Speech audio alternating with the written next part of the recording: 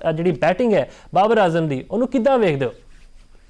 ਸਭ ਤੋਂ ਪਹਿਲਾਂ ਤਾਂ ਤੁਹਾਨੂੰ ਮੁਫਾਜ਼ ਸਾਹਿਬ, ਤੁਹਾਡੇ ਦੇਖਣ ਵਾਲਿਆਂ ਨੂੰ ਸਾਰਿਆਂ ਨੂੰ ਨਵਾਂ ਸਾਲ ਮੁਬਾਰਕ ਹੋਵੇ। ਔਰ ਬਾਬਰ ਆਜ਼ਮ ਨੇ ਵੀ ਨਵੇਂ ਸਾਲ ਦੇ ਉੱਤੇ 1 ਜਨਵਰੀ ਨੂੰ ਅੱਜ 50 ਕਰਕੇ ਆਪਣੇ ਫੈਨਸ ਨੂੰ ਬਹੁਤ ਕੁਝ ਦਿੱਤਾ ਔਰ ਕਾਫੀ ਜ਼ਿਆਦਾ ਜਿਹੜਾ ਨਾ ਤਾਲੀਆਂ ਵੱਜਣਗੀਆਂ ਅੱਜ ਬਾਬਰ ਆਜ਼ਮ ਦੀਆਂ ਜਿਹੜੀ 50 ਸਕੋਰ ਕੀਤੀ।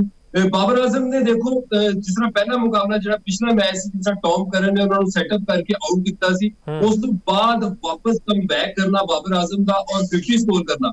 और 164 मुफासर कोई बड़ा टोटल नहीं सी, मीडियम टोटल सी।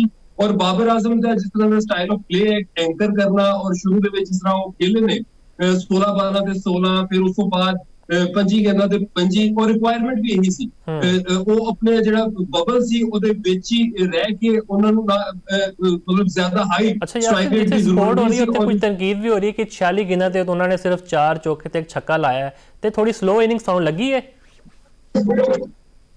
देखो बाबर आजम के नाल जो हो रहा है ना मुफासा, मतलब कि पूअर फॉर्म के नाल जिहड़ा ना जूझ रहे ने ते उथों उन्हां दा निकलना और इस तरह ही निकलणगे ना।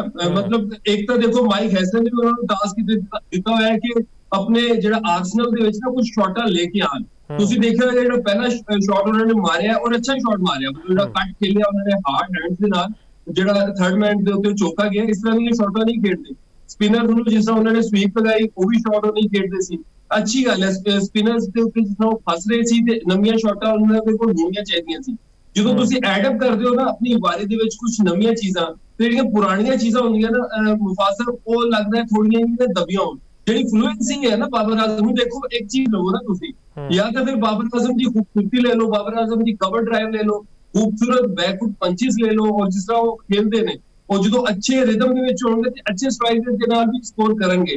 ਲੇਕਿਨ ਅਗਰ ਤੁਸੀਂ ਕਹਿੰਦੇ ਹੋ ਕਿ T20 ਦੀ ਤਰ੍ਹਾਂ ਮਤਲਬ ਹਾਰਡ ਹਿਟਿੰਗ ਵੀ ਉਹਨਾਂ ਦੇ ਕੋਲ ਹੋਵੇ ਤੇ ਖੂਬਸੂਰਤੀ ਵੀ ਹੋਵੇ, ਤੇ ਇਹ ਦੋਨੋਂ ਚੀਜ਼ਾਂ ਇਕੱਠੀਆਂ ਨਹੀਂ ਹੋ ਸਕਦੀਆਂ। ਬਿਲਕੁਲ। ਅੱਛਾ, ਤੇ ਬਾਬਰ ਤੁਹਾਨੂੰ ਲੱਗਦਾ ਹੈ ਕਿ ਹੁਣ ਸਿਲੈਕਸ਼ਨ ਦਾ ਮਸਲਾ ਵੀ ਹੱਲ ਹੋ ਜਾਏਗਾ ਕਿ ਉਹ T20 ਵਰਲਡ ਕੱਪ ਵਿੱਚ ਸਾਨੂੰ ਪਤਾ ਅਸੀਂ ਕੱਲ ਗੱਲ ਕਰਦੇ ਪਏ ਸਾਂ ਕਿ ਕੋਈ ਹਜੇ ਕਨਫਰਮੇਸ਼ਨ ਨਹੀਂ ਹੈ ਕਿ ਬਾਬਰ ਇਹਦੇ ਵਿੱਚ ਸ਼ਾਮਿਲ ਹੋਣਗੇ ਜਾਂ ਨਹੀਂ। ਫੈਨਸ ਤਰਫੋਂ ਬੜੀ ਆਵਾਜ਼ ਬੁਲੰਦ ਕੀਤੀ ਜਾ ਰਹੀ ਸੀ। ਦੇਖੋ ਤਾਂ ਸਿਲੈਕਟਰਸ ਨੇ ਕਨਫਿਊਜ਼ ਕੀਤਾ ਹੈ ਕਿ ਬਾਬਰ ਆਜ਼ਮ ਨੂੰ ਬਿਗ ਬੈਸ਼ ਖੇਲਣ ਦੇ ਰਹੇ ਨੇ, ਉਹਨਾਂ ਨੂੰ ਜਿਹੜਾ ਨਾ ਸ੍ਰੀਲੰਕਾ ਦੇ ਵਿੱਚ ਜਿਹੜੀ T20 ਸੀਰੀਜ਼ ਹੈ ਉਹਦੇ 'ਚ ਨਹੀਂ ਬੁਲਾਇਆ ਗਿਆ। ਨੰਬਰ 3 ਪੋਜੀਸ਼ਨ ਦੇ ਉੱਤੇ ਅਗਰ ਉਸਮਾਨ ਖਾਨ ਜਾਂ ख्वाजा नाफे ਖੇਡਣਗੇ ਤੇ ਇਹਦਾ ਮਤਲਬ ਕਿ ਹਜੇ ਵੀ ਅਸੀਂ ਕੁਝ ਚੀਜ਼ਾਂ ਜਿਹੜੇ ਸਾਡੇ ਸਿਲੈਕਟਰਸ ਨੇ, ਪਾਕਿਸਤਾਨ ਦਾ ਜਿਹੜਾ ਕੋਚ ਹੈ, ਕਪਤਾਨ ਹੈ, ਉਹ ਟਰਾਈ ਆਊਟ ਕਰ ਰਹੇ ਆ। ਔਰ ਬਾਬਰ ਆਜ਼ਮ ਵੀ ਫਸੇ ਹੋਏ ਸੀ। ਬਾਬਰ ਆਜ਼ਮ ਦੇ ਦੇਖੋ 2 50 ਆ ਗਈਆਂ। ਅਗਰ ਬਾਬਰ ਆਜ਼ਮ ਦਾ ਸਟਾਈਲ ਆਫ ਪਲੇ ਦੇਖੀਏ ਜਿਸ ਤਰ੍ਹਾਂ ਉਹ ਐਂਕਰ ਕਰਦੇ ਨੇ ਤੇ ਫਿਰ ਕੰਸਿਸਟੈਂਸੀ ਹੋਣੀ ਚਾਹੀਦੀ ਹੈ ਮੁਫਾਜ਼ਾ। ਮਤਲਬ ਕਿ ਅਗਰ ਤੁਸੀਂ 4-5 ਮੈਚ ਖੇਡਦੇ ਹੋ ਤੇ ਉਹ 'ਚ 2 50 ਤੁਹਾਡੇ ਬੱਲੇ 'ਚ ਆਣੀਆਂ ਚਾਹੀਦੀਆਂ। ਔਰ ਤੁਹਾਨੂੰ ਜਿਸ ਤਰ੍ਹਾਂ ਸਿਡਨੀ ਦੀ ਟੀਮ ਦੇ ਵਿੱਚ ਜਾਰਜ ਫਿਲਪੀ ਹੈ ਜਾਂ ਡੈਨੀਅਲ ਹਿਊਜ਼ ਹੈ ਜਾਂ ਥੱਲੇ ਜਿਸ ਤਰ੍ਹਾਂ ਆ ਕੇ ਡੇਵਿਸ ਨੇ ਮਾਰਿਆ, ਤੇ ਪਾਕਿਸਤਾਨ ਦੇ ਬੱਲੇਬਾਜ਼ਾਂ ਨੂੰ ਵੀ ਇਸ ਤਰ੍ਹਾਂ ਦੀ ਹੀ ਪਰਫਾਰਮੈਂਸ ਦੇਣੀ ਪਏਗੀ। ਬਾਬਰ ਐਂਕਰ ਕਰਨਗੇ। ਅਸੀਂ ਏਸ਼ੀਆ ਕੱਪ ਦੇ ਵਿੱਚ ਵੀ ਦੇਖਿਆ ਮੁਫਾਜ਼ਰ ਕਿ ਪਾਕਿਸਤਾਨ ਦੀ ਟੀਮ ਜਿਹੜੀ ਨਾ ਕੋਲੈਪਸ ਕਰਦੀ ਰਹੀ।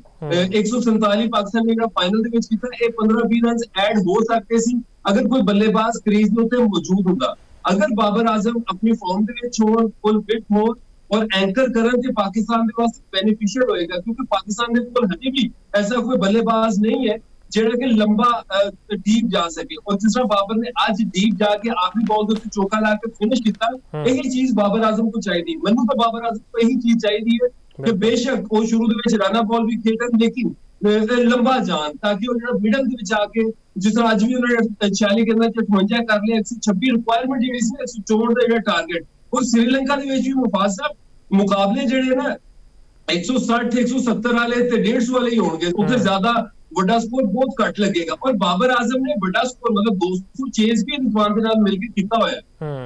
ਬਿਲਕੁਲ, ਅਸੀਂ ਵੀ ਇਹੀ ਚਾਹੁੰਦੇ ਹਾਂ ਕਿ ਆਪਣੀ ਨੈਚੁਰਲ ਗੇਮ ਖੇਡਣ, ਕਵਰ ਡਰਾਈਵ ਲਾਉਣ, ਸਟ੍ਰੇਟ ਡਰਾਈਵ ਖੇਡਣ ਤੇ ਜਿਹੜੀ ਬੇਤੁਕੀ ਸ਼ਾਟਸ ਆ ਉਹਨਾਂ ਖੇਡਣ। ਤੇ ਮੈਨੂੰ ਹੁਣ ਅੱਜ ਰਿਜ਼ਵਾਨ ਦੀ ਬੜੀ ਤਸ਼ਵੀਸ਼ ਹੋਈ ਹੈ। ਯਾਸਿਰ ਸਾਹਿਬ, ਤੁਸੀਂ ਕੀ ਸਮਝਦੇ ਹੋ? ਅਸੀਂ ਵੇਖਦੇ ਪਏ ਸਨ ਕਿ ਜੀ ਸ਼ੁਰੂ ਤੋਂ ਉਹਨਾਂ ਦੀ ਕੋਈ ਇੰਟੈਂਟ ਨਜ਼ਰ ਨਹੀਂ ਆ ਰਹੀ। ਅਸੀਂ ਤੇ ਤਾਰੀਫਾਂ ਦੇ ਪੁੱਲ ਬੰਦੇ ਹੁੰਦੇ ਸੀ ਕਿ ਜੀ ਰਿਜ਼ਵਾਨ ਨੂੰ ਹੋਣਾ ਚਾਹੀਦਾ ਟੀਮ ਵਿੱਚ, ਲੇਕਿਨ ਬੜੇ ਨਾ ਉਹ ਡਾਊਨ ਨਜ਼ਰ ਆਏ ਨੇ। ਕੀ ਵਜ੍ਹਾ ਸਮਝਦੇ ਹੋ? ਦੇਖੋ ਮੈਂ ਰਿਜ਼ਵਾਨ ਦਾ ਬਹੁਤ ਵੱਡਾ ਵਕੀਲ ਹੈ। ਉਹਦੀ ਵਜ੍ਹਾ ਹੈ ਕਿ ਉਹ ਪ੍ਰੋਪਰ ਜਿਹੜਾ ਵਿਕਟ ਕੀਪਰ ਪਾਕਿਸਤਾਨ ਦੇ ਕੋਲ ਇਸ ਵਕਤ ਮੌਜੂਦ ਹੈ, ਚਾਹੇ ਟੈਸਟ ਹੋਵੇ, ਵਨਡੇ ਹੋਵੇ, T20 ਹੋਵੇ, ਜੈਨੂਇਨ ਤੇ ਅੱਛਾ ਵਿਕਟ ਕੀਪਰ। ਔਰ ਵਰਲਡ ਕੱਪ ਬਹੁਤ ਵੱਡਾ ਟੂਰਨਾਮੈਂਟ ਹੁੰਦਾ, ਉੱਚ ਪ੍ਰੈਸ਼ਰ ਵੀ ਬਹੁਤ ਜ਼ਿਆਦਾ ਹੁੰਦਾ, ਮੈਚਿੰਗ ਵੀ ਤੁਸੀਂ ਜ਼ਿਆਦਾ ਖੇਡਣੇ। ਜਦੋਂ ਤੁਸੀਂ ਸੁਪਰ 4 'ਚ ਜਾਣਾ ਉਦੋਂ ਵੀ ਤੁਹਾਡੇ ਕੋਲ 3 ਮੈਚ ਨੇ, ਉਸ ਤੋਂ ਪਹਿਲਾਂ 4 ਮੈਚ ਨੇ, ਤੇ ਤੁਹਾਡੇ ਕੋਲ ਗਲਤੀ ਦੀ ਗੁੰਜਾਇਸ਼ ਨਹੀਂ ਹੁੰਦੀ। ਹਾਂ ਜ਼ਰੂਰ ਜਿਹੜਾ ਰਿਜ਼ਵਾਨ ਦੇ ਬੱਲੇ 'ਚ ਰਨਸ ਨਹੀਂ ਆ ਰਹੇ, ਮਤਲਬ ਅੱਜ ਵੀ 10 ਗੇਂਦਾਂ ਦੇ ਵਿੱਚ 4 ਸਕੋਰ, ਉਸ ਤੋਂ ਪਹਿਲਾਂ ਵੀ ਜਿਹੜਾ 12 ਸਕੋਰ ਉਹਨਾਂ ਨੇ ਕੀਤਾ ਪਿਛਲੇ ਮੁਕਾਬਲੇ ਦੇ ਵਿੱਚ, 3 ਚੌਕੇ ਲਗਾਏ ਨੇ, ਉਹਨਾਂ ਨਾਲ ਵੀ ਉਹੀ ਹੋ ਰਿਹਾ ਕਿ ਉੱਪਰ ਮਤਲਬ ਹਜੇ ਵੀ ਟੌਪ ਆਰਡਰ ਦੇ ਵਿੱਚ ਨਹੀਂ, 1 ਡਾਊਨ ਦੇ ਵਿੱਚ ਖੇਡ ਰਹੇ ਨੇ। ਓਪਨਿੰਗ ਦੇ ਉੱਤੇ ਉਹ ਜ਼ਿਆਦਾ ਜਿਹੜਾ ਨਾ ਕੰਫਰਟੇਬਲ ਹੁੰਦੇ, ਹੁਣ ਓਪਨਿੰਗ ਪਾਕਿਸਤਾਨ ਨੇ ਉਹਨਾਂ ਨੂੰ ਕਰਵਾਣੀ ਨਹੀਂ, ਥੱਲੇ ਉਹ ਫਸਦੇ ਨੇ। ਤੇ ਅਗਰ ਰਿਜ਼ਵਾਨ ਨੇ ਆਪਣਾ ਕੇਸ ਸਟਰੋਂਗ ਕਰਨਾ ਸੀ, ਮੈਂ ਪਹਿਲਾਂ ਵੀ ਇਹੀ ਕਿਹਾ ਸੀ ਕਿ ਬਿਗ ਬੈਸ਼ ਦੇ ਵਿੱਚ ਉਹਨਾਂ ਦੇ ਬੱਲੇ 'ਚੋਂ ਰਨਸ ਆਣਾ ਜਿਹੜਾ ਨਾ ਉਹ ਜ਼ਿਆਦਾ ਜ਼ਰੂਰੀ ਹੈ। ਅਗਰ ਰਨਸ ਨਹੀਂ ਆਣਗੇ ਤੇ ਫਿਰ ਕਿਉਂਕਿ ਪ੍ਰੈਸ਼ਰ ਪਏਗਾ, ਪ੍ਰੈਸ਼ਰ ਪਿਆ ਵੀ ਹੋਇਆ, ਜਿਸ ਤਰ੍ਹਾਂ ਇਹਨਾਂ ਨੂੰ ਉਹ ਦੋਨਾਂ ਨੂੰ ਮਤਲਬ ਬਾਬਰ ਨੂੰ ਤੇ ਰਿਜ਼ਵਾਨ ਨੂੰ ਓਪਨਿੰਗ ਤੋਂ ਹਟਾਇਆ ਗਿਆ, ਉਸ ਤੋਂ ਬਾਅਦ ਇਹਨਾਂ ਨੂੰ ਥੱਲੇ ਲੈ ਕੇ ਆਇਆ ਗਿਆ, ਤੇ ਥੱਲੇ ਆ ਕੇ ਉਹਨਾਂ ਕੋਲ ਉਸ ਤਰ੍ਹਾਂ ਸਕੋਰ ਨਹੀਂ ਹੁੰਦਾ ਕਿਉਂਕਿ ਟਾਈਮ ਥੋੜਾ ਘੱਟ ਜਾਂਦਾ ਹੈ। ਔਰ ਅਸੀਂ ਪਹਿਲਾਂ ਵੀ ਦੇਖਿਆ ਕਿ ਇਹ ਜਦੋਂ ਥੱਲੇ ਖੇਡਦੇ ਸੀ ਇੰਨਾ ਅੱਛਾ ਨਹੀਂ ਖੇਡਦੇ ਸੀ, ਲੇਕਿਨ ਜਿਸ ਤਰ੍ਹਾਂ ਟੌਪ ਆਰਡਰ 'ਚ ਜਾਂਦੇ ਨੇ ਤੇ ਟਾਈਮ ਕਿਉਂਕਿ ਜ਼ਿਆਦਾ ਹੁੰਦਾ ਹੈ ਤੇ ਉੱਥੇ ਜ਼ਿਆਦਾ ਅੱਛਾ ਖੇਡਦੇ ਨੇ। ਅੱਛਾ, ਅੱਜ ਵੈਸੇ ਬਿਗ ਬੈਸ਼ ਦੇ ਮੈਚ ਦੀ ਗੱਲ ਕਰ ਲਈਏ, ਕੋਈ ਨਾ ਵੱਡਾ ਟਾਰਗੇਟ ਨਹੀਂ ਸੀਗਾ 165 ਰਨ ਦਾ, ਤੇ ਜਿੱਦਾਂ ਸਿਡਨੀ ਸਿਕਸਰਸ ਖੇਡੀ ਹੈ, ਤੁਹਾਨੂੰ ਲੱਗਦਾ ਹੈ ਕਿ ਆਰਾਮ ਨਾਲ ਚੇਸ ਕਰ ਲਿਆ ਉਹਨਾਂ ਨੇ, ਕਿਤੇ ਫਸੇ ਨਹੀਂ ਆ ਕੇ? ਕਿਉਂਕਿ ਤੁਹਾਨੂੰ ਪਤਾ ਕਿ player of the match ਸ਼ੌਨ Abbott ਰਹੇ ਨੇ, ਉਹਨਾਂ ਨੇ 3 ਵਿਕਟਾਂ ਲਈਆਂ ਤੇ 2 ਵਿਕਟਾਂ ਵੀ ਹਾਸਿਲ ਕੀਤੀਆਂ। 164 ਦੇਖੋ ਅੱਛੀ ਬੈਟਿੰਗ ਪੇਸ ਸੀ, ਏਡਾ ਵੱਡਾ ਟੋਟਲ ਨਹੀਂ ਸੀ, ਲੇਕਿਨ ਜਦੋਂ ਪਾਵਰ ਪਲੇ ਨੂੰ ਤੁਸੀਂ ਦੇਖੋ 6 ਓਵਰਾਂ 'ਚ 46, ਫਿਰ ਉਸ ਤੋਂ ਬਾਅਦ ਡੈਨੀਅਲ ਹਿਊਜ਼ ਆਊਟ ਹੋ ਜਾਂਦੇ ਨੇ, ਫਿਰ ਬਾਬਰ ਦਾ ਰੋਲ ਕਲੀਦੀ ਸੀ, ਮਤਲਬ ਫਿਰ ਬਾਬਰ ਨੇ ਡੀਪ ਜਾਣਾ ਸੀ, ਬਾਬਰ ਫਿਰ ਡੀਪ ਗਿਆ। ਉਹਦੇ ਨਾਲ ਫਿਰ ਜਿਸ ਤਰ੍ਹਾਂ ਕੈਮਿਊਸ ਖੇਲਦੇ ਰਹੇ ਨੇ ਦੂਸਰੇ ਬੱਲੇਬਾਜ਼ ਚ ਜਾਰਜ ਫਿਲਪੀ ਸੀ, ਉਹਨਾਂ ਨੇ 16 ਕੀਤਾ, ਫਿਰ 23 ਸਕੋਰ ਮੋਜ਼ਿਸ ਹੈਨਰਿਕਸ ਨੇ ਕੀਤਾ, ਕੈਚਸ ਬੜੇ ਅੱਛੇ ਪੜੇ। ਆਖਰੀ 5 ਓਵਰਾਂ 'ਚ ਵੀ 47 ਚਾਹੀਦਾ ਸੀ, 4 ਵਿਕਟਾਂ ਗਿਰ ਗਿਆ ਸੀ, ਉੱਥੇ 1-2 ਵਿਕਟਾਂ ਗਿਰ ਜਾਂਦੀਆਂ ਤੇ ਸਿਡਨੀ ਜ਼ਰੂਰ ਅੰਡਰ ਪ੍ਰੈਸ਼ਰ ਆਂਦੀ, ਜਿਹੜਾ ਕਿ 4 ਮੈਚਾਂ 'ਚ ਸਿਰਫ 3 ਮੁਕਾਬਲੇ ਜਿੱਤੀ ਹੋਈ ਸੀ। ਤੇ